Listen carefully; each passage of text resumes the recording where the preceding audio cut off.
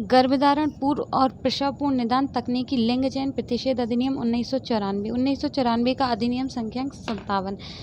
20 सितंबर 1994 गर्भधारण से पूर्व या उसके पश्चात लिंग चयन के प्रतिषेध का और आनुवंशिकी अप्रसामान्यताओं का या मेटाबोली विकारों या गुणसूत्री अप्रसामान्यताओं या कतिपय जन्मजात विकृतियों या लिंग संलग्न विकारों का पता लगाने के प्रयोजन के लिए प्रसवपूर्व निदान तकनीकों के विनियमन का तथा लिंग अवधारण के लिए ऐसी तकनीकों के जिनके कारण स्त्रीलिंगी भ्रूणबद्ध हो सकता हो दुरुपयोग के निवारण का तथा उनसे संबंधित या उनके आनुवंशिक विषयों का बंद करने के लिए अधिनियम भारत गणराज्य के 45वें वर्ष में संसद द्वारा निम्नलिखित रूप में यह अधिनियमित हो। अध्याय 1 प्रारंभिक। पहला है संक्षिप्त नाम विस्तार प्रारंभ। इस अधिनियम का संक्षिप्त नाम गर्भधारण पूर्व प्रसवपूर्व निदान तकनीकी लिंग चयन प्रतिषेध अधिनियम 1994 है। दूसरा, इसका विस्तार संपूर्ण भारत पर है। तीसरा है, यह उस तारीख को प्रवर्तित होगा जो केंद्रीय सरकार राजपत्र में अधिसूचना द्वारा नियत करे। दूसरे में है परिभाषाएं इस अधिनियम में जब तक कि संदर्भ से अन्यथा अपेक्षित न हो समुचित प्राधिकारी से धारा 17 के अधीन नियुक्त समुचित प्राधिकारी अभिप्रेत है। बी है, बोर्ड से धारा 7 के अधीन गठित केंद्रीय पर्यवेक्षण बोर्ड अभिप्रेत है। बी ए है, गर्भ उत्पाद से गर्भाधान से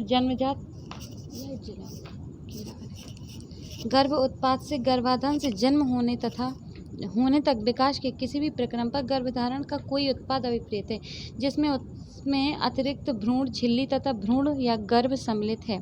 बी है, भ्रूण से गर्भाधान के पश्चात 8 सप्ताह 56 दिन के अंत तक कोई विकासोन्मुखी मानव जीव अभिप्रेत है। BC है, गर्भ से गर्भाधान या सृजन से अनुगामी 97 दिन से प्रारंभ होकर जिसमें कोई ऐसा समय अवर्जित करके जिसमें उसका विकास निलंबित रहा हो और जन्म पर समाप्त होने वाली इसकी विकास की अवधि के दौरान कोई मानव जीव अभिप्रेत है। C है, आनुवंशिकी सलाह केंद्र से रोगियों को आनुवंशिकी सलाह देने के लिए कोई संस्था, अस्पताल, परिचर्यागृह, कोई स्थान चाहे वह किसी भी नाम से ज्ञात हो अभिप्रेत है। आनुवंशिकी क्लिनिक से अभिप्रेत है कोई क्लिनिक, संस्था, अस्पताल, परिचर्यागृह या कोई स्थान चाहे वह किसी भी नाम से ज्ञात हो जिसका प्रसवपूर्व निदान प्रक्रिया करने के लिए उपयोग किया जाता है। स्पष्टीकरण, इस खंड के प्रयोजन के लिए आनुवंशिकी क्लिनिक में कोई ऐसा यान सम्मिलित है जिसमें अल्ट्रासाउंड मशीन या इमेजिंग मशीन या स्कैनर अथवा ऐसे अन्य उपस्कर का जो गर्भ के लिंग का अवधारण करने में सक्षम हो या किसी ऐसे वहनी उपस्कर का जो गर्भाधान के दौरान लिंग का पता लगाने के लिए या गर्भाधारण से पूर्व लिंग चयन के लिए सक्षम है उपयोग किया जाता है। ई है, आनुवंशिकी प्रयोगशाला से कोई प्रयोगशाला अभिप्रेत है और इसके अंतर्गत कोई ऐसी स्थान भी है जहां आनुवंशिकी क्लिनिक से प्रसवपूर्व निदान परीक्षण के लिए प्राप्त नमूनों का विश्लेषण या परीक्षण करने की सुविधाएं दी जाती हैं। स्पष्टीकरण, इस खंड के प्रयोजन के लिए आनुवंशिकी प्रयोगशाला में कोई ऐसा स्थान सम्मिलित है जहाँ अल्ट्रासाउंड मशीन या इमेजिंग मशीन या स्कैनर कोई स्थान सम्मिलित है जहां अल्ट्रासाउंड मशीन या इमेजिंग मशीन या स्कैनर अथवा ऐसे अन्य उपस्कर का जो गर्भ के लिंग का अवधारण करने में सक्षम है या किसी ऐसे वहनी उपस्कर का जो गर्भावस्था के दौरान लिंग का पता लगाने या गर्भाधारण से पूर्व लिंग चयन करने में सक्षम है उपयोग किया जाता है। स्त्री रोग विशेषज्ञ है F में, तो इससे ऐसा व्यक्ति अभिप्रेत है जिसके पास स्त्री रोग विज्ञान और प्रसूति विज्ञान में स्नातकोत्तर अर्हता है। जी है, चिकित्सा अनुवंशिकी विद में ऐसा कोई व्यक्ति सम्मिलित है जिसके पास लिंग चयन और प्रसवपूर्व निदान तकनीकों के क्षेत्रों में आनुवंशिकी विज्ञान में कोई उपाधि या डिप्लोमा है या निम्नलिखित अर्हता प्राप्त करने के पश्चात इनमें से किसी क्षेत्र में कम से कम 2 वर्ष का अनुभव है।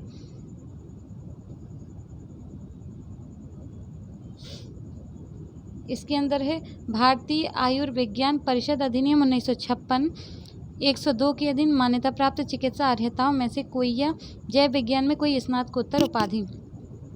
H है, बाल चिकित्सक से ऐसा व्यक्ति अभिप्रेत है जिसके पास बाल चिकित्सा विज्ञान में स्नातकोत्तर अर्हता है।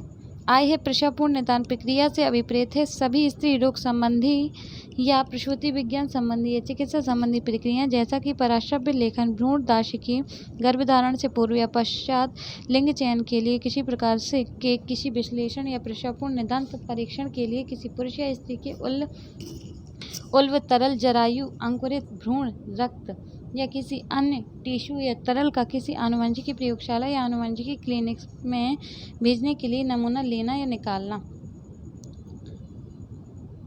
ये है प्रसवपूर्व निदान तकनीक के अंतर्गत सभी प्रसवपूर्व निदान प्रक्रियाएं और प्रसवपूर्व निदान परीक्षण हैं।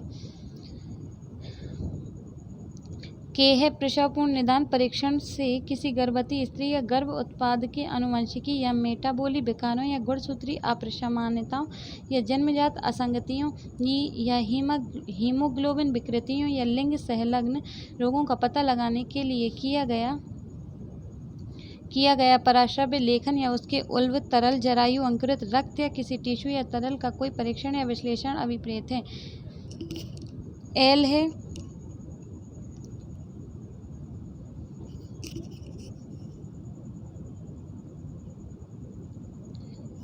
विहित से इस अधिनियम के अधीन बनाए गए नियमों द्वारा विहित अभिप्रेत है।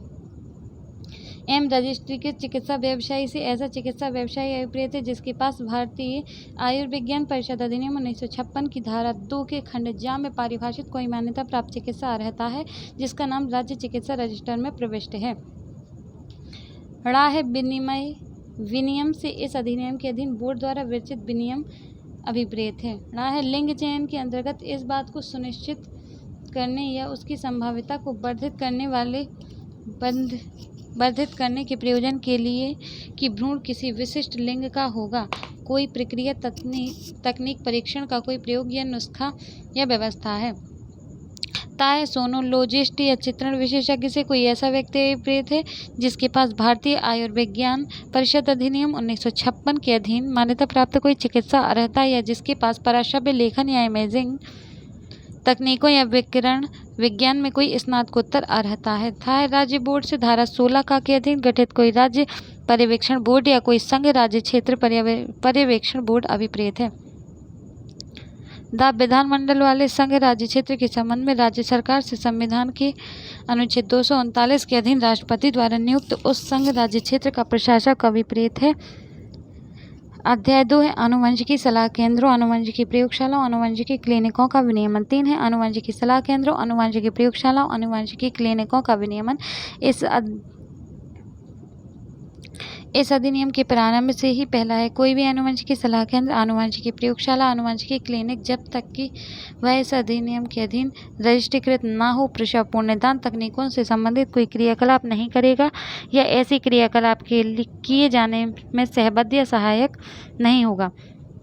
दूसरा है कोई भी आनुवंशिकी सलाह केंद्र या आनुवंशिकी प्रयोगशाला या आनुवंशिकी क्लिनिक किसी ऐसे व्यक्ति को जिसके पास ऐसी अर्हता जो विहित की जाए नहीं है मानार्थ या संदाय पर नियोजन नहीं करेगा या नियोजन नहीं कराएगा या उसकी सेवाएं नहीं लेगा। तीसरा है कोई भी चिकित्सा आनुवंशिकी विज्ञ स्त्री रोग विशेषज्ञ बाल चिकित्सक रजिस्ट्रीकृत चिकित्सा व्यवसायी या कोई अन्य व्यक्ति इस अधिनियम के अधीन रजिस्ट्रीकृत स्थान से भिन्न किसी स्थान पर कोई प्रसवपूर्व निदान तकनीकी प्रक्रिया स्वयं या किसी अन्य व्यक्ति के माध्यम से उपयोग नहीं करेगा या नहीं कराएगा या उसके उपयोग में सहायता नहीं करेगा। 3A है लिंग चयन पर प्रतिषेध कोई व्यक्ति जिसमें बाध्यता के क्षेत्र में कोई विशेषज्ञ या विशेषज्ञों का दल सम्मिलित है किसी स्त्री या किसी पुरुष या दोनों पर अथवा उनमें से किसी से या दोनों से लिए गए किसी टिश्यू भ्रूण गर्भ उत्पाद तरल या गेमीट पर स्वयं लिंग चयन नहीं करेगा या किसी अन्य व्यक्ति से नहीं कराएगा अथवा ऐसा करने में स्वयं सहायता नहीं करेगा या किसी अन्य व्यक्ति से सहायता नहीं लेगा। 3B है ऐसे व्यक्तियों प्रयोगशालाओं क्लिनिकों आदि को जो अधिनियम के अधीन रजिस्ट्रीकृत नहीं है पराश्रव्य मशीन के विक्रय पर प्रतिषेध कोई व्यक्ति ऐसे किसी आनुवंशिकी सलाह केंद्र आनुवंशिकी प्रयोगशाला आनुवंशिकी क्लिनिक या किसी अन्य व्यक्ति को जो अधिनियम के अधीन रजिस्ट्रीकृत नहीं है पराश्रव्य मशीन इमेजिंग मशीन या स्कैनर या भ्रूण के लिंग का पता लगाने के लिए सक्षम किसी अन्य उपस्कर की विक्रय नहीं करेगा। अध्याय 3 है प्रसवपूर्व निदान तकनीकों का विनियमन। 4 है प्रसवपूर्व निदान तकनीकों का विनियमन। इस अधिनियम के प्रारंभ से ही पहला ऐसे किसी स्थान का जिसके अंतर्गत रजिस्ट्रीकृत आनुवंशिकी सलाह केंद्र या आनुवंशिकी प्रयोगशाला या आनुवंशिकी क्लिनिक है किसी व्यक्ति द्वारा खंड 2 में विनिर्दिष्ट प्रयोजनों और खंड 3 में विनिर्दिष्ट किन्हीं शर्तों को पूरा करने के पश्चात के सिवाय प्रसवपूर्व निदान तकनीकी प्रक्रिया करने के लिए उपयोग नहीं किया जाएगा अथवा उपयोग नहीं कराया जाएगा। दूसरा है कोई भी प्रसवपूर्व निदान तकनीकी निम्न अप्रसामान्यताओं में से किसी का पता लगाने के प्रयोजन के सिवा उपयोग नहीं किया जाएगा। गुणसूत्रीय अप्रसामान्यता आनुवंशिकी मेटाबॉलिक रोग हीमोग्लोबिन विकृतियां लिंग संलग्न आनुवंशिकी रोग जन्मजात असंगतियां 6 है किसी ऐसी असामान्यता या रोग जो केंद्रीय पर्यवेक्षण बोर्ड द्वारा विनिर्दिष्ट किए जाए। 3 किसी भी प्रसवपूर्ण निदान तकनीकी का उपयोग या परिचालन तभी किया जाएगा जब ऐसा करने के लिए अर्हित व्यक्ति का उन कारणों से जो लेखबद्ध किए जाएंगे यह समाधान हो जाता है कि निम्नलिखित किसी शर्त की पूर्ति हो गई है, अर्थात गर्भवती स्त्री की आयु 35 वर्ष से अधिक है, गर्भवती स्त्री के 2 या अधिक स्वतः गर्भपात हुए हैं या भ्रूण हानि हुई है। तीसरा है गर्भवती स्त्री विभव विरूप जनकों जैसे कि औषधियों, विकिरणों, संक्रमण या रसायनों से प्रभावित हुई है। चौथा है गर्भवती स्त्री या उसके पति के कुटुंब में मानसिक मंदता या शारीरिक विरूपता जैसे कि स्तंभता या किसी अन्य आनुवंशिकी रोग का परिवार वृत्त है। 5 है कोई अन्य शर्त जो बोर्ड द्वारा विनिर्दिष्ट की जाए परंतु किसी गर्भवती स्त्री द्वारा परसव्य लेखन करने वाला व्यक्ति क्लिनिक में ऐसी रीति में जो विहित की जाए उसका पूरा अभिलेख रखेगा, उसमें पाई गई कोई कमी या अशुद्धि धारा 5-6 के उपबंधों का उल्लंघन मानी जाएगी जब तक कि ऐसा परसव्य लेखन करने वाला व्यक्ति उसके विपरीत साबित नहीं कर देता। चौथा है कोई व्यक्ति जिसमें गर्भवती स्त्री का नातेदार पति सम्मिलित है खंड 2 में विनिर्दिष्ट प्रयोजन की सिवाय उस पर किसी प्रसवपूर्ण निदान तकनीकी का उपयोग नहीं कराएगा या उसे प्रोत्साहित नहीं करेगा। 5 है कोई व्यक्ति जिसमें किसी स्त्री का कोई नातेदार पति सम्मिलित है या उस स्त्री पर या उसके नातेदार या पति पर या दोनों पर किसी लिंग चयन करने वाली तकनीकी का प्रयोग नहीं कराएगा या कराने के लिए उन्हें प्रोत्साहित नहीं करेगा। 5 है गर्भवती स्त्री की लिखित सहमति और भ्रूण के लिंग की संसूचना का प्रतिषेध 1 की धारा 3 के खंड 2 में विनिर्दिष्ट कोई भी व्यक्ति प्रसवपूर्ण निदान प्रक्रिया का उपयोग तब करेगा उसमें संबंधित गर्भवती स्त्री को ऐसी प्रक्रियाओं के सभी ज्ञात अनुषंगी प्रभारों और अनुवर्ती प्रभारों को स्पष्ट कर दिया गया हो। दूसरा है उसने ऐसी प्रक्रियाएं कराने की उसकी लिखित सहमति ऐसी भाषा में जो वह समझती है वेद रूप से प्राप्त कर ली हो। तीसरा है खंड खा के अधीन प्राप्त उसकी लिखित सहमति की प्रति गर्भवती स्त्री को दे दी गई हो। दूसरा है कोई व्यक्ति जिसमें प्रसवपूर्ण निदान प्रक्रिया करने वाला व्यक्ति सम्मिलित है संबंधित गर्भवती स्त्री या उसके नातेदारों या किसी अन्य व्यक्ति को शब्दों, संकेतों या किसी अन्य रीति में भ्रूण का लिंग संसूचित नहीं करेगा। 6 है लिंग अवधारण का प्रतिषेध। इस अधिनियम के प्रारंभ से ही पहला है कोई भी आनुवंशिकी सलाह केंद्र या आनुवंशिकी प्रयोगशाला या आनुवंशिकी क्लिनिक किसी प्रसवपूर्ण निदान तकनीकी का जिसके अंतर्गत भ्रूण के लिंग का अवधारण करने के प्रयोजन के लिए परसव्य लेखन है अपने केंद्रीय प्रयोगशाला या क्लिनिक में उपयोग नहीं करेगा या नहीं कराएगा। बी है कोई भी व्यक्ति किसी भ्रूण के लिंग का अवधारण करने के प्रयोजन के लिए किसी प्रसवपूर्ण निदान तकनीकी का जिसके अंतर्गत परसव्य लेखन है उपयोग नहीं करेगा या नहीं कराएगा। सी है कोई भी व्यक्ति गर्भधारण के पूर्व या उसके पश्चात लिंग का चयन किसी भी ढंग से कारित नहीं करेगा या कारित कराने के लिए अनुज्ञात नहीं करेगा। 7 है अध्याय 4 है केंद्रीय पर्यवेक्षण बोर्ड। 7 है केंद्रीय पर्यवेक्षण बोर्ड का गठन। केंद्रीय सरकार इस अधिनियम के अधीन बोर्ड को प्रदत्त शक्तियों का प्रयोग और कृत्यों का पालन करने के लिए एक बोर्ड का जो केंद्रीय पर्यवेक्षण बोर्ड के नाम से ज्ञात होगा गठन करेगी।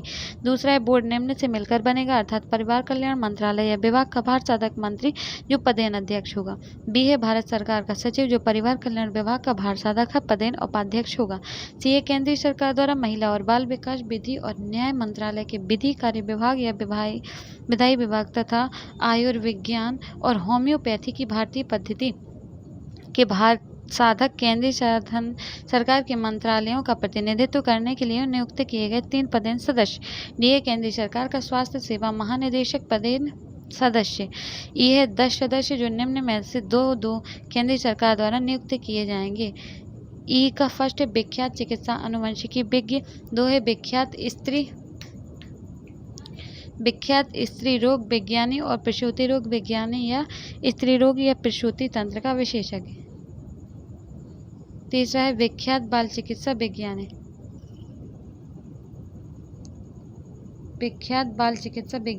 चौथा है विख्यात समाज विज्ञानी और 5 है महिला कल्याण संगठनों के प्रतिनिधि। एफ है 3 महिला संसद सदस्य जिसमें से 2 लोकसभा और 1 राज्यसभा द्वारा निर्वाचित की जाएगी। 6 है 4 सदस्य जो राज्यों और संघ राज्य क्षेत्रों का प्रतिनिधित्व करने के लिए 2 वर्णानुक्रम में और 2 उल्टे वर्णानुक्रम में केंद्रीय सरकार द्वारा चक्रानुक्रम से नियुक्त किए जाएंगे, परंतु इस खंड के अधीन कोई नियुक्ति यथास्थिति राज्य सरकार या संघ राज्य क्षेत्र की सरकार की सिफारिश पर ही की जाएगी, अन्यथा नहीं। केंद्रीय सरकार के संयुक्त सचिव की पंक्ति से अनन्य पंक्ति का या उसके समतुल्य पंक्ति का अधिकारी जो परिवार कल्याण का भारत संघ के पदेन सदस्य सचिव होगा। धारा 8 सदस्यों की पदावधि पदेन सदस्य से भिन्न सदस्य की पदावधि का है। धारा 7 की उपधारा 2 के खंडड़ा 4 के अधीन नियुक्ति की दशा में 3 वर्ष होगी, परंतु धारा 7 की उपधारा 2 के खंड 4 के अधीन निर्वाचित सदस्य की पदावधि जैसे ही वह सदस्य मंत्री या राज्य मंत्री, उपमंत्री अथवा लोकसभा के अध्यक्ष या उपाध्यक्ष अथवा राज्यसभा की उपसभापति हो जाती है अथवा उस सदस्य की सदस्य नहीं रह जाती जिससे वह निर्वाचित हो गई थी, समाप्त हो जाएगी। बी है उक्त उपधारा के खंड 6 के अधीन नियुक्ति की दशा में 1 वर्ष होगी। दूसरा है यदि किसी अन्य सदस्य के पद में कोई आकस्मिक रिक्ति, चाहे वह उसकी मृत्यु, पदत्याग या रुग्णता अथवा अन्य असमर्थता के कारण अपने कृत्यों के निर्वहन में अयोग्यता के कारण होती है, तो ऐसी रिक्ति केंद्रीय सरकार द्वारा नए सिरे से नियुक्त करके भरी जाएगी और इस प्रकार नियुक्ति सदस्य उस व्यक्ति की जिसके स्थान पर उसे ऐसे नियुक्त किया गया है शेष पदावधि के लिए पद धारण करेगा। तीसरा है उपाध्यक्ष ऐसे कृत्यों का पालन करेगा जो समय समय पर अध्यक्ष द्वारा उसे सौंपे जाएं। चौथा है सदस्यों द्वारा अपने कृत्यों के निर्वहन में अनुसरण की जाने वाली प्रक्रिया वह होगी जो विहित की जाए। 9 है बोर्ड के अधिवेशन। बोर्ड का अधिवेशन ऐसे समय और स्थान पर होगा और वह अपने अधिवेशनों में कार्यभार के व्यवहार के बारे में जिसके अंतर्गत ऐसे अधिवेशनों में गणपूर्ति है प्रक्रिया के ऐसे नियमों का पालन करेगा जो विनियमों द्वारा उपबंधित किए जाएं, परंतु बोर्ड का अधिवेशन 6 माह में कम से कम 1 बार होगा। दूसरा है अध्यक्ष और उसकी अनुपस्थिति में उपाध्यक्ष बोर्ड के अधिवेशनों की अध्यक्षता करेगा। तीसरा है यदि किसी कारणवश अध्यक्ष या उपाध्यक्ष बोर्ड के किसी अधिवेशन में उपस्थित होने में असमर्थ हैं तो अधिवेशन में उपस्थित सदस्यों द्वारा चुना गया कोई अन्य सदस्य अधिवेशन की अध्यक्षता करेगा। चौथा है ऐसे सभी प्रश्न जो बोर्ड के किसी अधिवेशन के समक्ष आए उपस्थित और मतदान करने वाले 10 सदस्यों के बहुमत द्वारा विनिश्चय किए जाएंगे और मत बराबर होने की स्थिति में अध्यक्ष या उसकी अनुपस्थिति में पीठासीन व्यक्ति का द्वितीय या निर्णायक मत होगा और वह उसका प्रयोग करेगा। 5 है पदेन सदस्यों से भिन्न सदस्य बोर्ड से ऐसे भत्ते यदि कोई हो प्राप्त करेंगे जो विहित किए जाएं।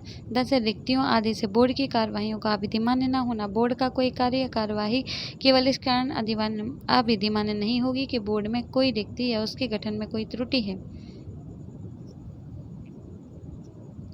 बी है बोर्ड के सदस्य के रूप में कार्य करने वाले किसी व्यक्ति की नियुक्ति में कोई त्रुटि है। या सी है बोर्ड की प्रक्रिया में कोई ऐसी अनियमितता है जो मामले के गुणागुण पर प्रभाव नहीं डालती है। 11 विशिष्ट प्रयोजन के लिए बोर्ड के साथ व्यक्तियों का अस्थायी संयोजन। बोर्ड अपने साथ ऐसी रीति से और ऐसे प्रयोजन के लिए जो विनियमों द्वारा अवधारित किए जाएं ऐसे किसी व्यक्ति को संयोजित कर सकेगी जिसकी सहायता या सलाह की वह उस अधिनियम के किसी उपबंध को कार्यान्वित करने के लिए वांछा करे। दूसरा है उपधारा 1 के अधीन किसी प्रयोजन के लिए बोर्ड द्वारा अपने साथ संयोजित व्यक्ति को उस प्रयोजन से सुसंगत चर्चा में भाग लेने का अधिकार होगा, किंतु उसे बोर्ड के अधिवेशन में मत देने का अधिकार नहीं होगा और वह किसी अन्य प्रयोजन के लिए सदस्य नहीं होगा। बोर्ड के अधिकारियों और अन्य कर्मचारियों की नियुक्ति। इस अधिनियम के अधीन अपने कृत्यों के दक्षतापूर्ण निर्वहन में बोर्ड को समर्थ बनाने के प्रयोजन के लिए बोर्ड ऐसे विनियमों के अधीन रहते हुए जो इस बोर्ड के अधिकारियों और अन्य कर्मचारियों की नियुक्ति बताई गई है 12 में।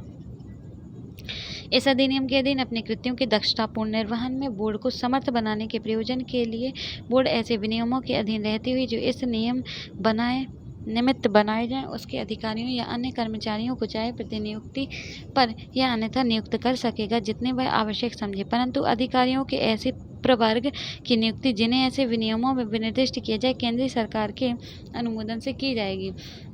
दूसरा है बोर्ड द्वारा नियुक्त प्रत्येक अधिकारी या अन्य कर्मचारी सेवा की ऐसी शर्तों के अधीन होगा और ऐसी श्रमिक का हकदार होगा जो विनियमों में विनिर्दिष्ट किया जाए। 13 है बोर्ड के आदेशों और अन्य लिखितों का अधिप्रमाणन। बोर्ड के सभी आदेश और विनिश्चय अध्यक्ष के या इस निमित्त बोर्ड द्वारा प्राधिकृत किसी अन्य सदस्य के हस्ताक्षर से अधिप्रमाणित किए जाएंगे और बोर्ड द्वारा जारी की गई सभी अन्य लिखतें बोर्ड के सदस्य सचिव या वैसी ही रीति से इस निमित्त प्राधिकृत बोर्ड के किसी अन्य अधिकारी के हस्ताक्षर से अधिप्रमाणित की जाएंगी। 14 है सदस्य के रूप में नियुक्ति के लिए निर्धारताएं। कोई व्यक्ति सदस्य के रूप में नियुक्ति के लिए निर्धारित होगा यदि किसी ऐसे अपराध के लिए दोषी ठहराया गया है, कारावास से दंड निर्दिष्ट किया गया है जिसमें केंद्रीय सरकार की राज्य में नैतिक क्षमता अंतर्वलित है या अनुमोदित दिवालिया है या विकृत है या उसे सक्षम न्यायालय द्वारा ऐसा घोषित कर दिया गया है या सरकार की या सरकार के स्वामित्व या नियंत्रण में से किसी निगम की सेवा से हटा दिया गया है या पदच्युत कर दिया गया है। ई है केंद्रीय सरकार की राय में बोर्ड में ऐसा वित्तीय या अन्य हित रखता है जिसके कारण उसके द्वारा सदस्य के रूप में अपने कृत्यों के निर्वहन पर प्रतिकूल प्रभाव पड़ने की संभावना है। एफ है केंद्रीय सरकार की राय में लिंग के अवधारण के लिए प्रशापूर्ण निदान तकनीकी के उपयोग का उन्नयन में या किसी लिंग चयन तकनीकी में सहयुक्त रहा है। 15 है पुनः नियुक्ति के लिए सदस्य की पात्रता सेवा के ऐसे अन्य निबंधनों और शर्तों के अधीन रहते हुए जो विहित की जाए। कोई व्यक्ति जो सदस्य नहीं रह जाता है ऐसे सदस्य के रूप में पुनः नियुक्ति के लिए पात्र होगा, परंतु पदेन सदस्य से भिन्न कोई सदस्य लगातार 2 अवधियों के अधिक के लिए नियुक्ति नहीं किया जाएगा। 16 है बोर्ड के कृत्य। बोर्ड के निम्नलिखित कृत्य होंगे अर्थात प्रशापूर्ण निदान तकनीकी, लिंग चयन तकनीकों के उपयोग और उनके दुरुपयोग के विरुद्ध नीति विषयक मामलों का केंद्रीय सरकार को सलाह देना, अधिनियम और उनके अधीन बनाए गए नियमों के कार्यान्वयन या पुनर्विलोकन करना, उन्हें मॉनिटर करना, केंद्रीय सरकार को उक्त अधिनियम और नियमों में परिवर्तन करने के लिए सिफारिश करना। 3 है गर्भधारण पूर्व लिंग चयन और गर्भ के लिंग का प्रशापूर्ण अवधारण करने की प्रथा के विरुद्ध जिसके कारण स्त्रीलिंग भ्रूण वध हो, लोक जागृति पैदा करना।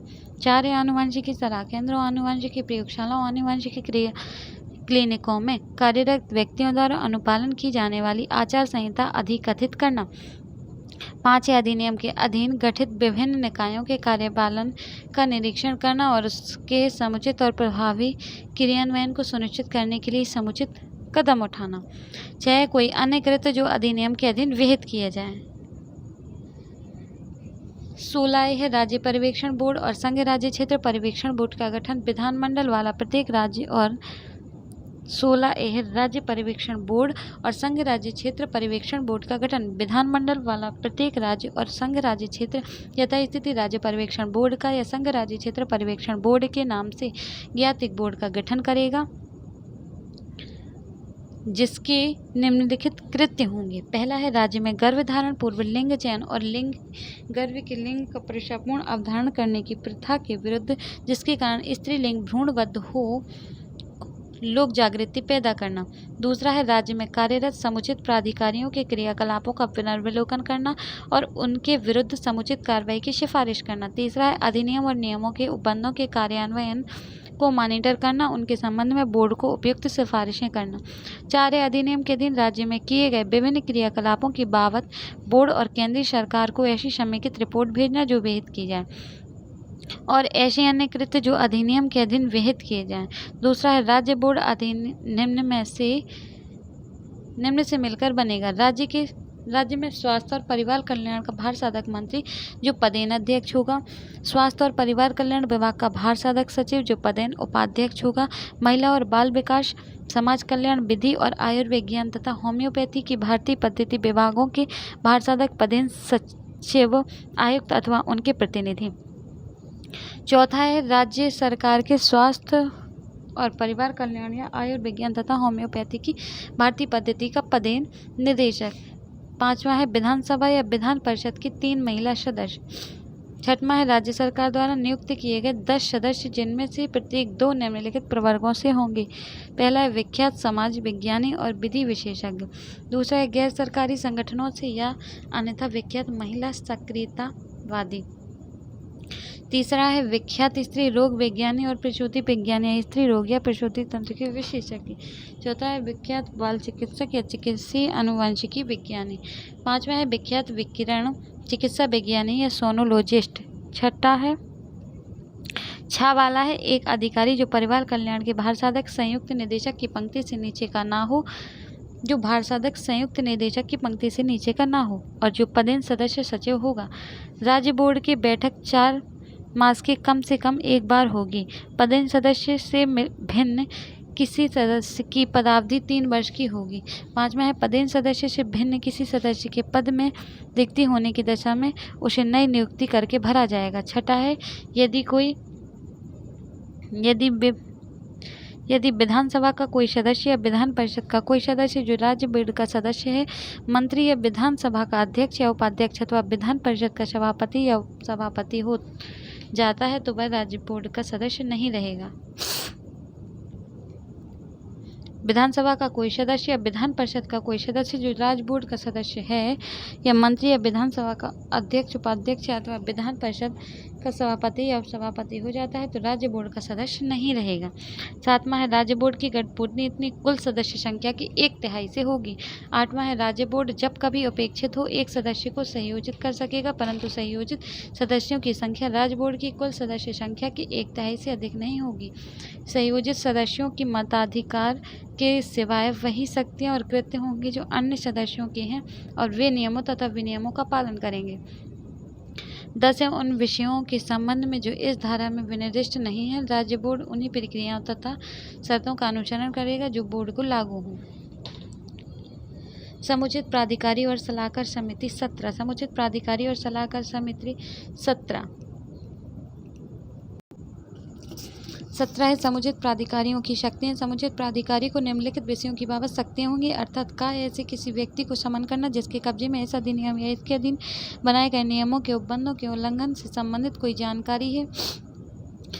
बी है, खंडका से संबंधित किसी दस्तावेज या भौतिक पदार्थ को पेश करना, ऐसे किसी स्थान के संबंध में तलाशी वारंट जारी करना जिसके बारे में संदेह है कि वह लिंग चयन तकनीकी पेशापूर्ण लिंग अवधारण में लिप्त है, और ऐसा कोई अन्य विषय जो विहित किया जाए। अध्याय 6 है, आनुवंशिकी सलाह केंद्रों, आनुवंशिकी प्रयोगशालाओं, आनुवंशिकी क्लिनिकों का रजिस्ट्रीकरण। 18 आनुवंशिकी सलाह केंद्रों, प्रयोगशालाओं, आनुवंशिकी क्लिनिकों का रजिस्ट्रीकरण। कोई भी व्यक्ति पेशापूर्ण निदान तकनीकी विनियमन और दुरुपयोग निवारण संशोधन अधिनियम 2002-3 का 14 के प्रारंभ के पश्चात कोई आनुवंशिकी सलाह केंद्र, आनुवंशिकी प्रयोगशाला, आनुवंशिकी क्लिनिक जिसके अंतर्गत ऐसा क्लिनिक, प्रयोगशाला या केंद्र भी है जिसमें अल्ट्रासाउंड मशीन या इमेजिंग मशीन या स्कैनर या कोई अन्य ऐसी प्रौद्योगिकी है जो भ्रूण के लिंग का अवधारण करने और लिंग का चयन करने में समर्थ है या उसमें से कोई सेवाएं प्रदान करता है, तब तक नहीं खोलेगा जब तक कि ऐसा केंद्र, प्रयोगशाला या क्लिनिक इस अधिनियम के अधीन सम्यक रूप से रजिस्ट्रीकृत नहीं किया जाता है। दूसरा है, उपधारा 1 के अधीन रजिस्ट्रीकृत के लिए प्रत्येक आवेदन समुचित प्राधिकारी को ऐसे प्रारूप में और ऐसी रीति से किया जाएगा और उसके साथ ऐसी फीस होगी जो विहित किया जाए। तीसरा है, प्रत्येक आनुवंशिकी सलाह केंद्र, आनुवंशिकी प्रयोगशाला, आनुवंशिकी क्लिनिक जो भागता या अनन्यता इस अधिनियम के प्रारंभ के ठीक पूर्व धारा 4 में उल्लिखित किसी प्रयोजन के लिए पेशापूर्ण निदान तकनीकी संबंधी सलाह देने या उसके उपयोग करने में लगा हुआ है, ऐसे प्रारंभ की तारीख से 60 दिन के भीतर रजिस्ट्रीकृत के लिए आवेदन करेगा।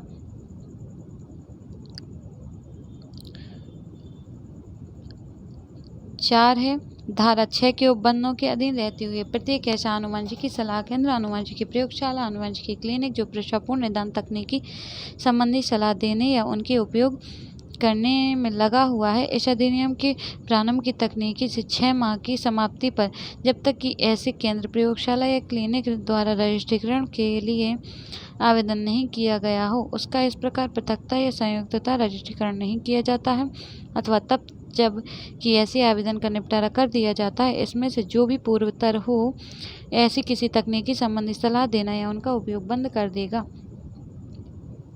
5 है, कोई आनुवंशिकी सलाह केंद्र, आनुवंशिकी प्रयोगशाला, आनुवंशिकी क्लिनिक इस अधिनियम के अधीन तब तक रजिस्ट्रीकृत नहीं किया जाएगा जब तक कि समुचित प्राधिकारी का यह समाधान नहीं हो जाता है कि ऐसा केंद्र, प्रयोगशाला, क्लिनिक ऐसी सुविधाएं प्रदान करने, ऐसे उपस्कर या अनुरक्षण करने और स्तर मान बनाए रखने की स्थिति में है जो विहित किए जाए। रजिस्ट्रीकरण प्रमाण पत्र समुचित प्राधिकारी जांच करने के पश्चात और उसका यह समाधान कर लेने के पश्चात रजिस्ट्रीकरण प्रमाण पत्र समुचित प्राधिकारी जांच करने के पश्चात और अपना यह समाधान कर लेने के पश्चात कि आवेदक ने इस अधिनियम और इसके अधीन बनाए गए नियमों को सभी अपेक्षाओं का अनुपालन कर दिया है और इस निमित्त सलाहकार समिति की सलाह को ध्यान में रखते हुए यथास्थिति आनुवंशिकी सलाह केंद्र, आनुवंशिकी प्रयोगशाला या आनुवंशिकी क्लिनिक को पृथकता, संयुक्तता विहित प्रारूप में रजिस्ट्रीकरण प्रमाण पत्र देगा।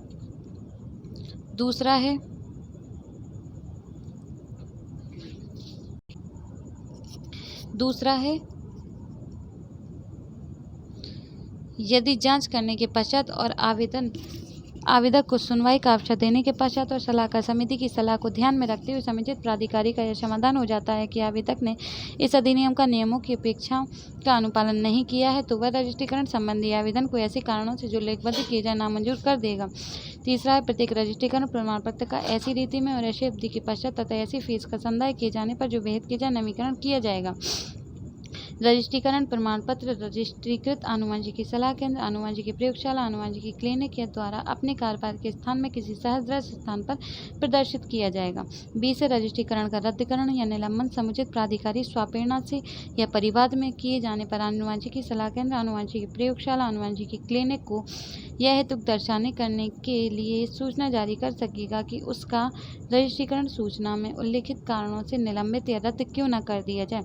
यदि आनुवंशिकी सलाह केंद्र, प्रयोगशाला, क्लिनिकों को सुनवाई का युक्तियुक्त उत्तर देने के पश्चात और सलाहकार समिति की सलाह को ध्यान में रखते हुए समुचित प्राधिकारी का यह समाधान हो जाता है कि इस अधिनियम या नियमों के उपबंधों में से किसी को भंग किया गया है, तो वह किसी दंडिक कार्रवाई पर जो वह ऐसी प्रयोगशाला या क्लिनिक के विरुद्ध कर सकेगा प्रतिकूल प्रभाव डाले बिना यथास्थिति उसके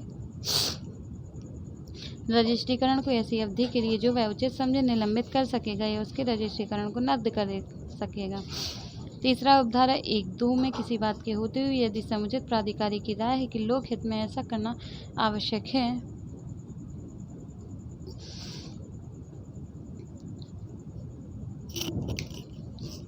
अगर वो समझता है कि लोक हित में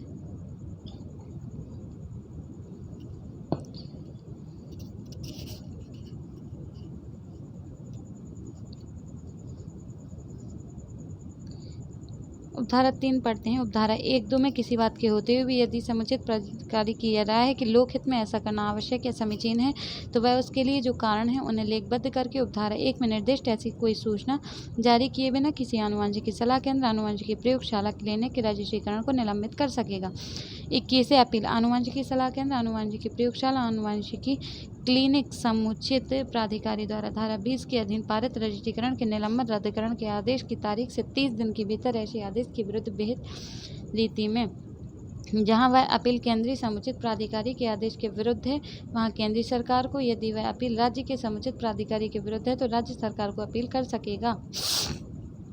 धारा 7 अपराध और शास्तियाँ।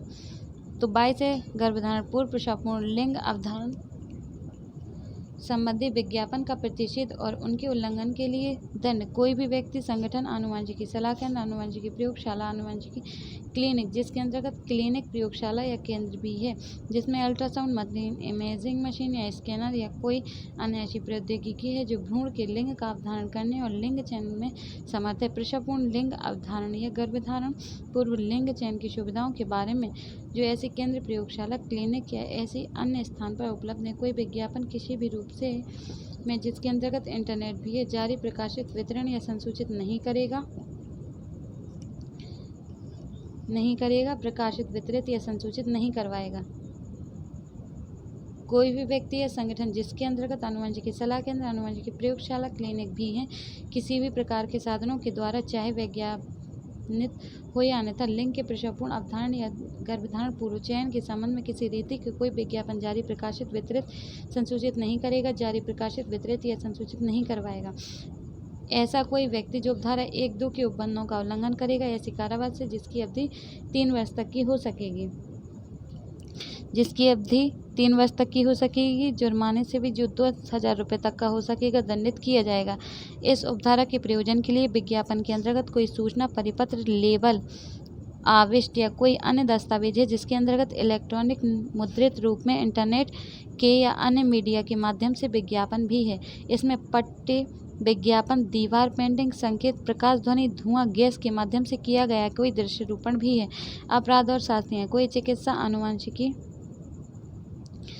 स्त्री रोग विशेषज्ञ, रजिस्ट्रीकृत चिकित्सा व्यवसायी या कोई व्यक्ति जो आनुवंशिकी सलाह केंद्र, आनुवंशिकी प्रयोगशाला, क्लिनिक का स्वामी है, ऐसे केंद्र, प्रयोगशाला या क्लिनिक में नियोजन है, अपनी वैयक्तिक या तकनीकी सेवाएं ऐसी केंद्र, प्रयोगशाला या तकनीकों को चाहे अपनी वैयक्तिक या तकनीकी सेवाएं ऐसे केंद्र, प्रयोगशाला, क्लिनिक को चाहे वे अवैतनिक आधार पर हों या अन्यथा प्रदान करता है, जो इस अधिनियम या इसके अधीन बनाए गए नियमों के किन्हीं उपबंधों का उल्लंघन करेगा, कारावास से जिसकी अवधि 3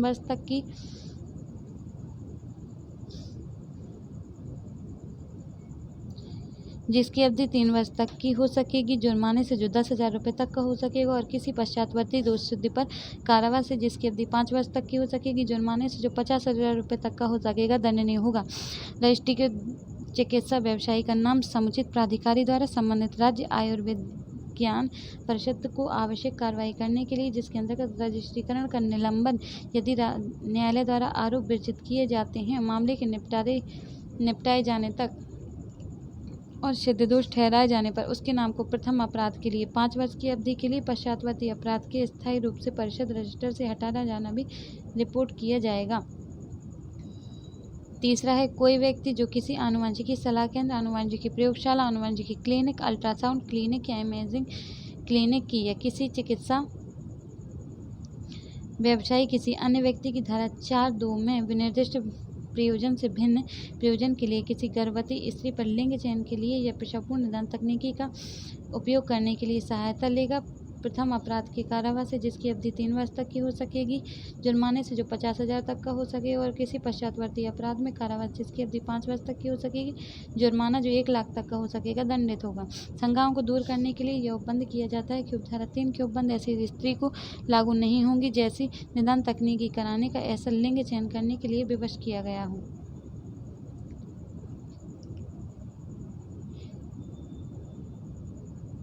अधिनियम की धाराओं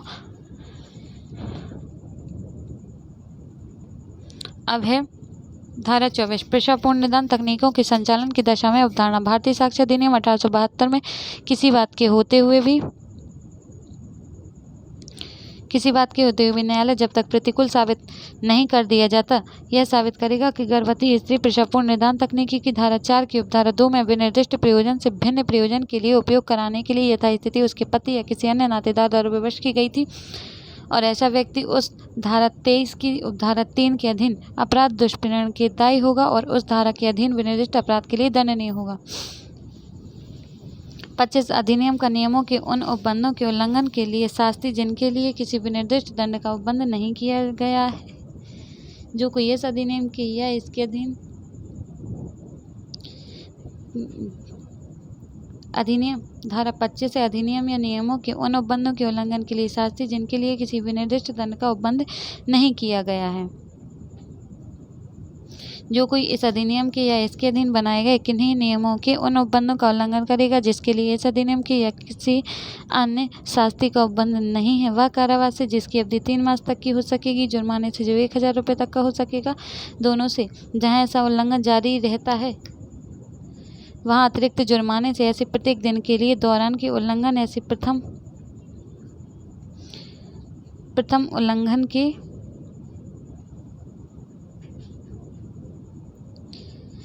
उल्लंघन के लिए दोषसिद्धि के पश्चात जारी रहता है 500 रुपये तक का हो सकेगा, दंडनीय होगा। 26 है कंपनियों द्वारा अपराध। जहां इस अधिनियम के अधीन दंडनीय कोई अपराध किसी कंपनी द्वारा किया जाता है, वहां ऐसा प्रत्येक व्यक्ति जो उस अपराध के किए जाने के समय उस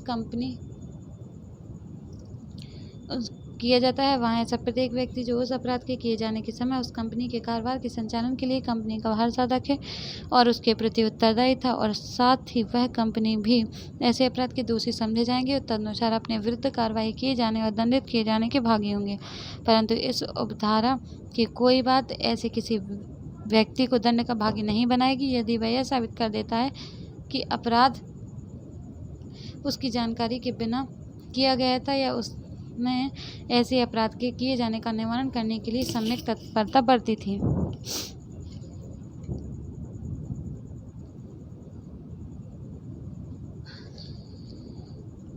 उपधारा 2 है। उपधारा 1 में किसी बात के होते हुए भी जहां इस अधिनियम के अधीन दंडनीय कोई अपराध किसी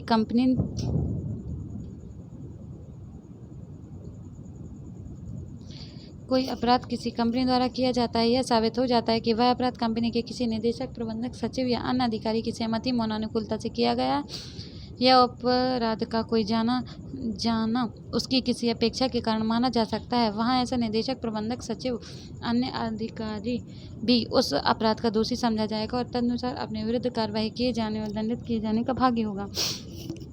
स्पष्टीकरण। इस धारा के प्रयोजन के लिए काहे कंपनी से कोई निगमित निकाय अभिप्रेत है। इसके अंतर्गत फर्म या व्यष्टियों का अन्य संगम है। बी है फर्म के संबंध में निदेशक से उस फर्म का भागीदार अभिप्रेत है। 27 है अपराध का संज्ञेय जमानती अशमनीय होना। इस धारा के अधीन प्रत्येक अपराध संज्ञेय जमानती अशमनीय होगा। 28 है अपराधों का संज्ञान कोई भी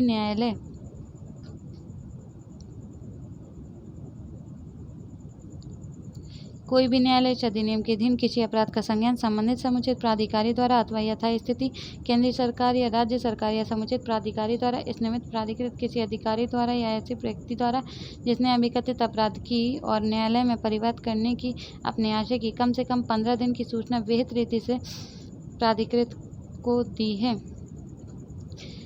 28 अपराधों का संज्ञान कोई भी न्यायालय इस अधिनियम के अधीन किसी अपराध का संज्ञान काहे संबंधित समुचित प्राधिकारी द्वारा अथवा केंद्रीय सरकार या राज्य सरकार या समुचित प्राधिकारी द्वारा इस निमित्त प्राधिकृत किसी अधिकारी द्वारा ऐसे व्यक्ति द्वारा जिसने अभिकथित अपराध की और न्यायालय में परिवाद करने की अपने आशय की कम से कम 15 दिन सूचना विहित रीति से समुचित प्राधिकारी को दे दी है, किए गए परिवाद पर ही करेगा, अन्यथा नहीं।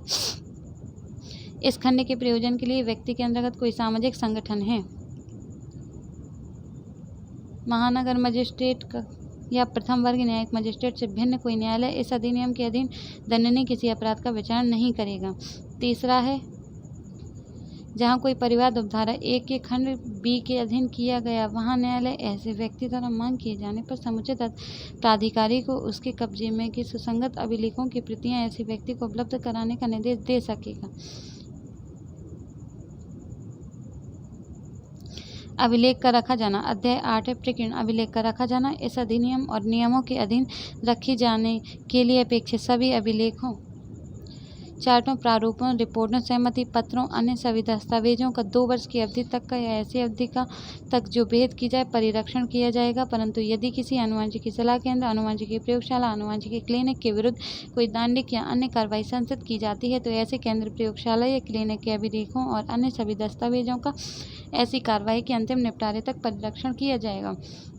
दूसरा है ऐसे सभी अभिलेख सभी युक्त समयों पर समुचित प्राधिकारी को या समुचित प्राधिकारी द्वारा इस निमित्त प्राधिकृत किसी अन्य व्यक्ति को निरीक्षण के लिए उपलब्ध कराए जाएंगे। तीसरे तलाशी लेने और अभिलेखों आदि के अभिग्रहण करने की शक्ति। यदि कोई समुचित प्राधिकारी के पास यह विश्वास करने का कारण है कि इस अधिनियम के अधीन कोई अपराध किसी अनुवंशिकी सलाह केंद्र, अनुवंशिकी प्रयोगशाला, अनुवंशिकी क्लिनिक या किसी अन्य स्थान में किया गया है या किया जा रहा है तो ऐसा प्राधिकारी इस निमित्त प्राधिकृत कोई अधिकारी ऐसे नियमों के अधीन रहते हुए जो विहित किए जाएं यदि युक्त समयों पर ऐसे अनुवंशिकी सलाह केंद्र, अनुवंशिकी प्रयोगशाला, अनुवंशिकी क्लिनिक या किसी अन्य स्थान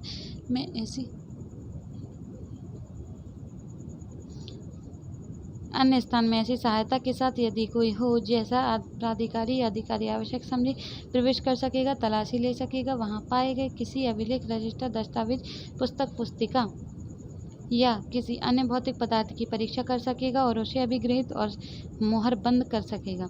यदि ऐसी प्राधिकारी अधिकारी के पास यह विश्वास करने का कारण है कि उससे इस अधिनियम के दिन दंड किसी अपराध के किए जाने का साक्ष्य मिल सकता है। दूसरा है दंड प्रक्रिया संहिता 1973 में तलाशी और अभिग्रहण से संबंधित उपबंध जहाँ तक हो सके इस अधिनियम के अधीन ली गई प्रत्येक तलाशी या अभिग्रहण को लागू होंगे। एक तरह से सद्भावपूर्वक की गई कार्रवाई के लिए संरक्षण। इस अधिनियम के उपबंधों के अनुसरण में सद्भावपूर्वक की गई या की जाने के लिए आशित किसी बात के लिए कोई भी बात, अभियोजन या अन्य विधिक कार्रवाई केंद्र सरकार या राज्य सरकार या समुचित प्राधिकारी अथवा केंद्र सरकार, राज्य सरकार प्राधिकारी द्वारा प्राधिकृत किसी अधिकारी के विरुद्ध नहीं होगी। 31 कठिनाइयों को दूर किया जाना। यदि प्रसवपूर्ण निदान तकनीकी विनियमन और दुरुपयोग संशोधन अधिनियम 2002 के उपबंधों को प्रभावी करने में कोई कठिनाई उत्पन्न होती है तो केंद्र सरकार राजपत्र में प्रकाशित आदेश द्वारा ऐसे उपबंध कर सकेगी जो उक्त अधिनियम के उपबंधों से असंगत न हो, जो उक्त कठिनाइयों को दूर करने के लिए उसे आवश्यक या समुचित प्रतीत हो। परंतु इस धारा के अधीन ऐसा कोई आदेश प्रसवपूर्ण निदान तकनीकी विनियमन और दुरुपयोग निवारण संशोधन अधिनियम 2002 के प्रारंभ की तारीख से 3 वर्ष की अवधि की समाप्ति के पश्चात नहीं किया जाएगा।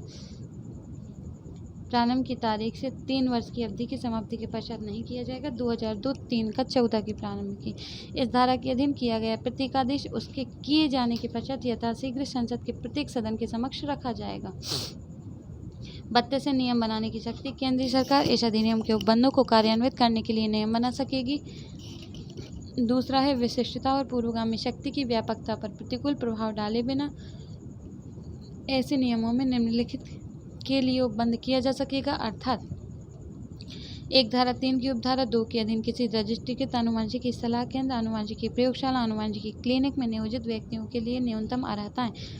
एक का है वह रीति जिसमें धारा 4 की उपधारा 3 के परंतु के अधीन किसी गर्भवती स्त्री पर पराश्रव्य लेखन करने वाला व्यक्ति क्लिनिक में उसका अभिलेख रखेगा। वह प्रारूप जिसमें गर्भवती स्त्री की धारा 5 के अधीन सहमति प्राप्त की जानी है। 3 है धारा 8 की उपधारा 4 के अधीन केंद्रीय पर्यवेक्षण बोर्ड के सदस्यों द्वारा अपने कृत्यों के निर्वहन में अनुसरण की जाने वाली प्रक्रिया। 4 है पदहीन सदस्यों से भिन्न सदस्यों को धारा 9 की उपधारा 5 के अधीन अनुज्ञेय भत्ते। 4 का है आनुवंशिकी सलाह केंद्र, आनुवंशिकी प्रयोगशाला, आनुवंशिकी क्लिनिकों में कार्यरत व्यक्तियों द्वारा पालन की जाने वाली आचार संहिता जिसे धारा 16 के खंड 4 के अधीन केंद्रीय पर्यवेक्षण बोर्ड द्वारा अभिकथित किया जाएगा। 4B है वह रीति जिसमें राज्य और संघ राज्य क्षेत्र पर्यवेक्षण बोर्डों द्वारा धारा 16 का की उपधारा 1 के खंड 4 के अधीन उक्त अधिनियम के अधीन राज्य में किए गए विभिन्न क्रियाकलापों के संबंध में बोर्ड और केंद्रीय सरकार की रिपोर्ट दी जाएगी। 4C धारा 17 का के अधीन D के अधीन किसी अन्य मामलों में समुचित प्राधिकारी को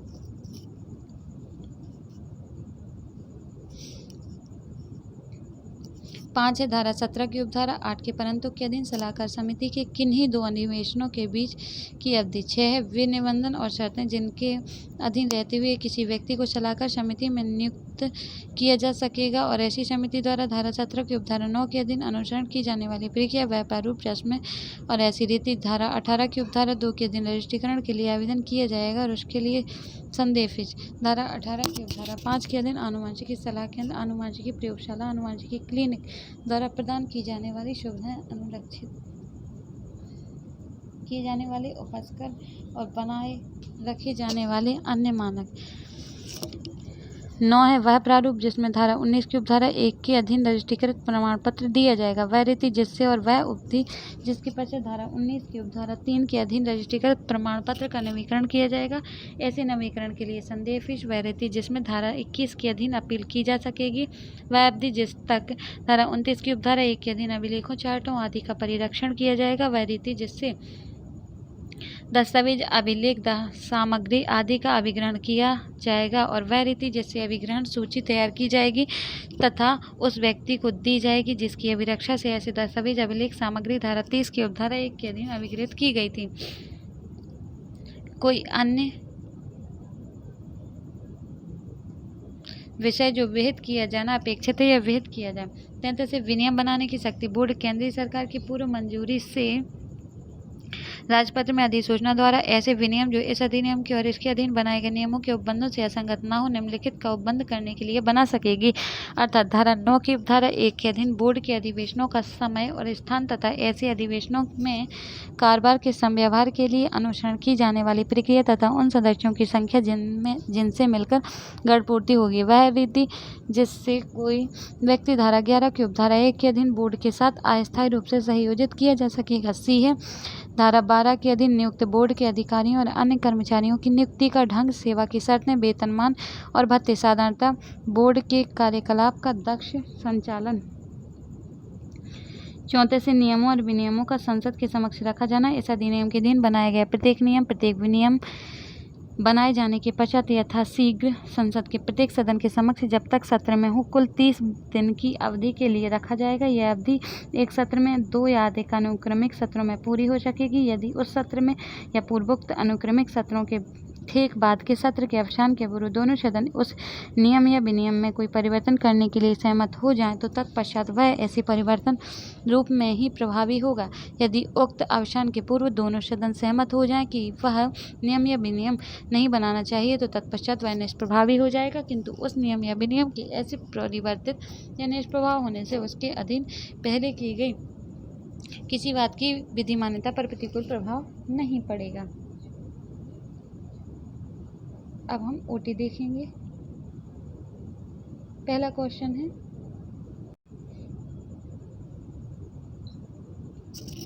गर्भधारण पूर्ण प्रसवपूर्ण निदान तकनीकी लिंग चयन प्रतिषेध अधिनियम 1994 का अधिनियम संख्याक है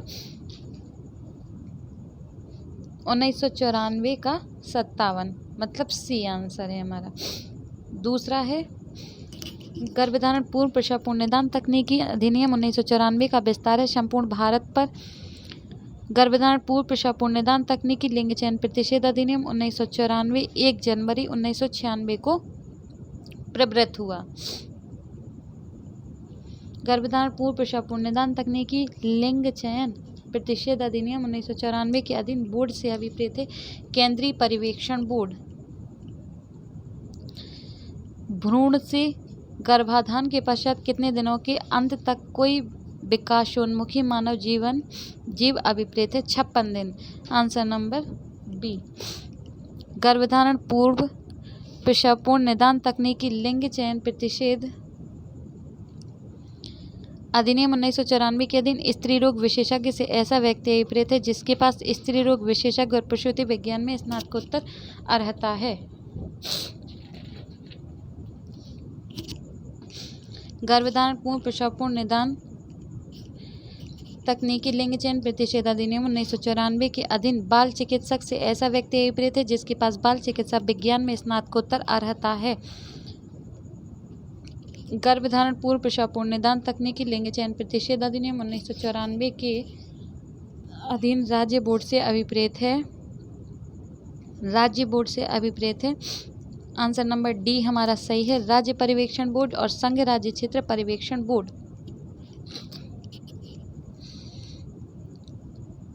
गर्भधारण पूर्व प्रसवपूर्ण निदान तकनीकी लिंग चयन प्रतिषेध अधिनियम 1994 के अधीन लिंग चयन का प्रतिषेध उपबंधित है धारा 3A में। ऐसे व्यक्तियों, प्रयोगशालाओं, क्लिनिकों आदि को जो गर्भधारण पूर्व और प्रसवपूर्ण निदान तकनीकी अधिनियम 1994 के अधीन रजिस्ट्रीकृत नहीं है, पराश्रव्य मशीन के विक्रय पर प्रतिषेध संबंधी प्रावधान अंततः स्थापित किया गया है। तो अधिनियम संख्या 14 सन 2003 द्वारा, अधिनियम 2003 द्वारा, मतलब आंसर नंबर सी। गर्भधारण पूर्व प्रसवपूर्ण निदान तकनीकी अधिनियम 1994 क्या है? तो गुणसूत्री अप्रसामान्यताएं, आनुवंशिकी मोटा बोली रोग है, हीमोग्लोबिन विकृतियां, लिंग सहलग्न अनुवंशिकी रोग है, जन्मजात असंगतियां और ऐसी कोई अप्रसामान्यता रोग जो केंद्रीय पर्यवेक्षण बोर्ड द्वारा विनिर्दिष्ट की जाए। मतलब आंसर नंबर हमारा डी सही है।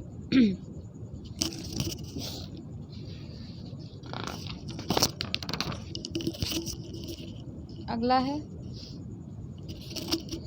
निम्नलिखित किस शर्तों की पूर्ति हो जाने पर किसी भी प्रसवपूर्ण निदान तकनीकी का उपयोग या परिचालन ऐसा करने के अर्हित व्यक्ति द्वारा किया जाएगा?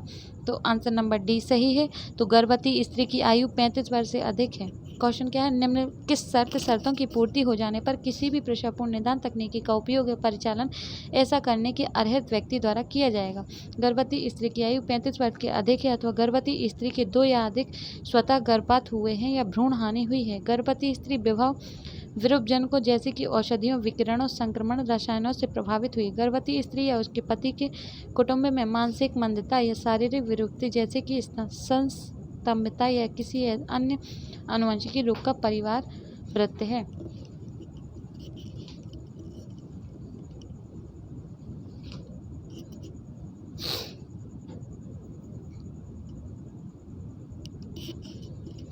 क्वेश्चन नंबर 13 है,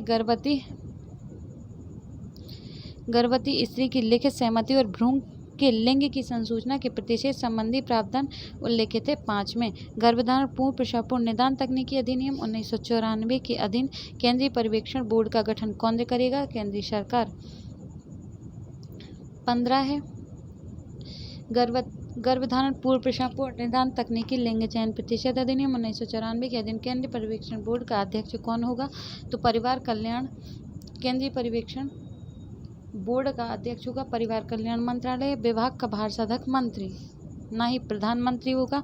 कोई सदस्य जो बोर्ड के सदस्य समस्त सदस्यों द्वारा निर्वाचित किया गया हो, ये भी नहीं। अगला क्वेश्चन है, गर्भधारण पूर्व प्रसव पूर्ण निदान तकनीकी लिंग चयन प्रतिषेध अधिनियम 1994 के अधीन केंद्रीय पर्यवेक्षण बोर्ड का उपाध्यक्ष कौन होगा? तो भारत सरकार का सचिव जो परिवार कल्याण विभाग का भारसाधक हो। गर्भधारण पूर्व प्रसव पूर्ण निदान तकनीकी लिंग चयन प्रतिषेध अधिनियम 1994 के अधीन केंद्रीय पर्यवेक्षण बोर्ड का उपाध्यक्ष कौन होगा? तो भारत सरकार का सचिव जो परिवार कल्याण विभाग का भारसाधक है। अगला क्वेश्चन, गर्भधारण पूर्व प्रसव पूर्ण निदान तकनीकी प्रतिषेध अधिनियम 1994 के अधीन केंद्रीय पर्यवेक्षण बोर्ड का सदस्य सचिव कौन होगा? तो केंद्रीय सरकार के संयुक्त सचिव की पंक्ति से अनन्य पंक्ति का या उसके समतुल्य पंक्ति का अधिकारी जो परिवार कल्याण का भारसाधक हो। केंद्रीय सरकार के संयुक्त सचिव की पंक्ति से अनन्य पंक्ति का या उसके समतुल्य पंक्ति का अधिकारी संयुक्त सचिव की पंक्ति से जो परिवार कल्याण का भारसाधक हो। केंद्रीय पर्यवेक्षण बोर्ड का अधिवेशन 6 माह में कम से कम एक बार होगा। गर्भधारण पूर्व प्रसव पूर्ण निदान तकनीकी अधिनियम 1994 की कौन सी धारा में केंद्रीय पर्यवेक्षण बोर्ड के कृत्य अभिलिखित किए गए हैं? तो 16 में। धारा 16 में केंद्रीय पर्यवेक्षण बोर्ड के कृत्य को बताया गया है। 20 है,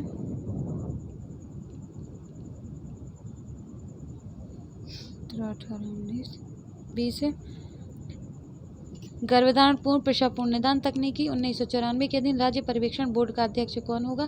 तो राज्य में स्वास्थ्य और परिवार कल्याण का भारसाधक मंत्री।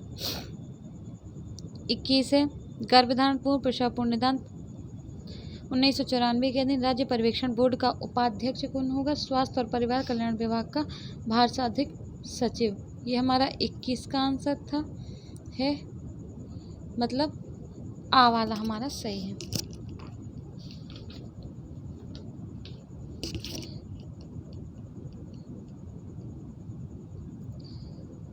गर्भधारण पूर्व प्रसव पूर्ण निदान तकनीकी 1994 के अधीन राज्य पर्यवेक्षण बोर्ड का सदस्य सचिव कौन होगा? तो एक अधिकारी जो परिवार कल्याण के भारसाधक संयुक्त निदेशक की पंक्ति से नीचे का ना हो। राज्य पर्यवेक्षण बोर्ड का अधिवेशन 4 माह में कम से कम एक बार होगा। गर्भधारण पूर्व प्रसव पूर्ण निदान तकनीकी अधिनियम 1994 के कौन से अध्याय में समुचित प्राधिकारी और सलाहकार समिति से संबंधित प्रावधान किए गए हैं? तो अध्याय 5 में बताया गया है। गर्भधारण पूर्व प्रसव पूर्ण निदान तकनीकी लिंग चयन 1994 की धारा 19 के अधीन रजिस्ट्रीकरण प्रमाण पत्र प्रदान किया जाएगा समुचित प्राधिकारी द्वारा।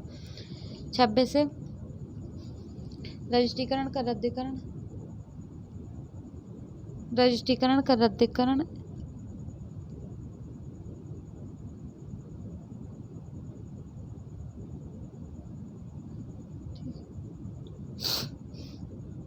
के रद्दीकरण या निलंबन के विरुद्ध आनुवंशिकी सलाह केंद्रों, आनुवंशिकी प्रयोगशाला, आनुवंशिकी क्लिनिक द्वारा अपील की जा सकेगी 30 दिनों के भीतर। ये हमारा 27 हो गया, 30 दिनों के भीतर, और रजिस्ट्रीकरण रद्दीकरण होता है तो अपील 30 दिन के भीतर की जाएगी। 28 है, रजिस्ट्रीकरण के रद्दीकरण या निलंबन के केंद्रीय समुचित प्राधिकारी के आदेश के विरुद्ध अपील की जा सकेगी केंद्र सरकार के समक्ष। 29 है, रजिस्ट्रीकरण के रद्दीकरण या निलंबन के राज्य के समुचित प्राधिकारी के आदेश के विरुद्ध अपील की जा सकेगी राज्य सरकार के समक्ष। गर्भधारण पूर्व प्रसव पूर्ण लिंग अवधारण संबंधी विज्ञापन देने के अपराध के लिए क्या दंड उपबंधित है? क्वेश्चन नंबर 3 है, गर्भधारण पूर्व प्रसव पूर्ण लिंग अवधारण संबंधी विज्ञापन देने के अपराध के लिए क्या दंड उपबंधित है? तो विज्ञापन के लिए ऐसी अवधि का कारावास जो 3 वर्ष तक का हो सकेगा, जुर्माना जो 10,000 रुपये तक का हो सकेगा। Answer number C. 31 से गर्भधारण पूर्व प्रसव पूर्ण निदान तकनीकी 1994 धारा 23 के अधीन अधिनियम के किसी उपबंध के उल्लंघन के प्रथम अपराध पर विहित दंड है ऐसी अवधि का कारावास जो 3 वर्ष तक का हो सकेगा, जो 10,000 रुपये तक का हो सकेगा। 31 से गर्भधारण पूर्व प्रसव पूर्ण निदान तकनीकी 1994 की 23 के अधीन अधिनियम के अधीन किसी उपबंध के उल्लंघन के प्रथम अपराध पर विहित दंड है 3 वर्ष तक का कारावास और 10,000 रुपये तक का जुर्माना हो सकेगा।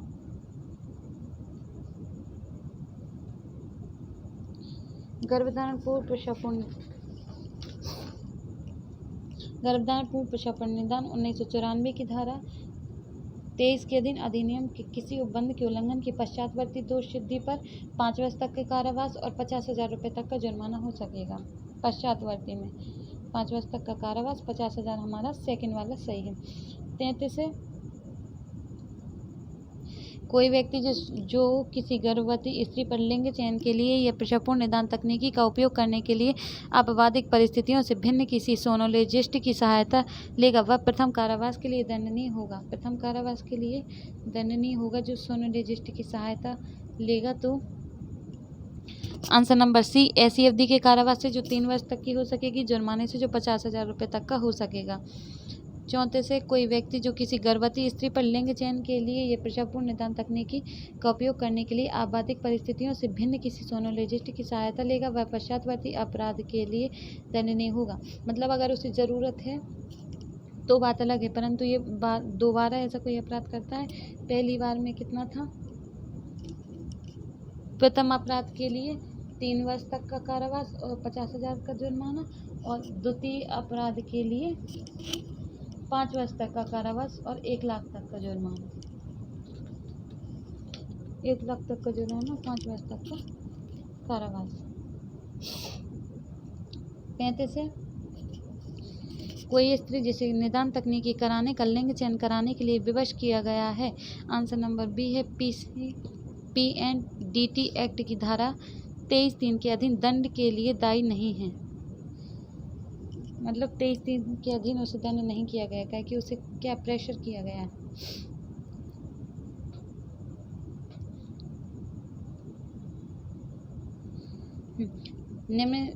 निम्न किस मामले में गर्भधारण पूर्व प्रसवपूर्ण निदान तकनीकी लिंग चयन प्रतिषेध अधिनियम 1994 की 23 की संवैधानिक विधिमान्यता को मान्य ठहराया गया है। फेडरेशन ऑफ जो 23 की संवैधानिक विधिमान्यता है उसको मान्य ठहराया है फेडरेशन ऑफ ऑब्स्टेट्रिक्स एंड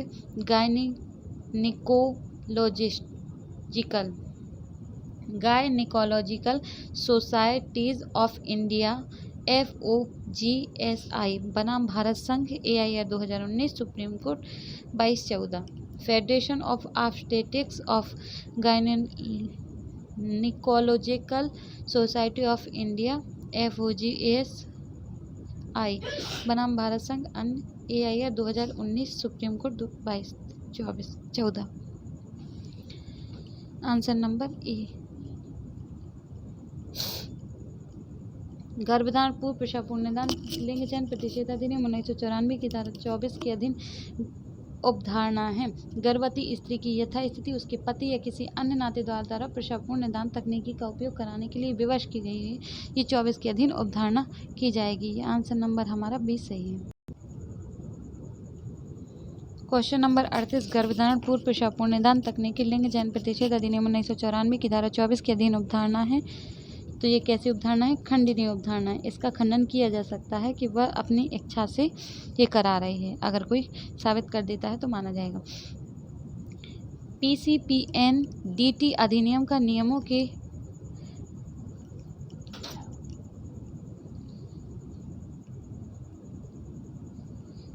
उन उपबंधों के उल्लंघन के लिए शास्ति जिनके लिए किसी विनिर्दिष्ट दंड का उपबंध नहीं किया गया उल्लेखित है 25 में।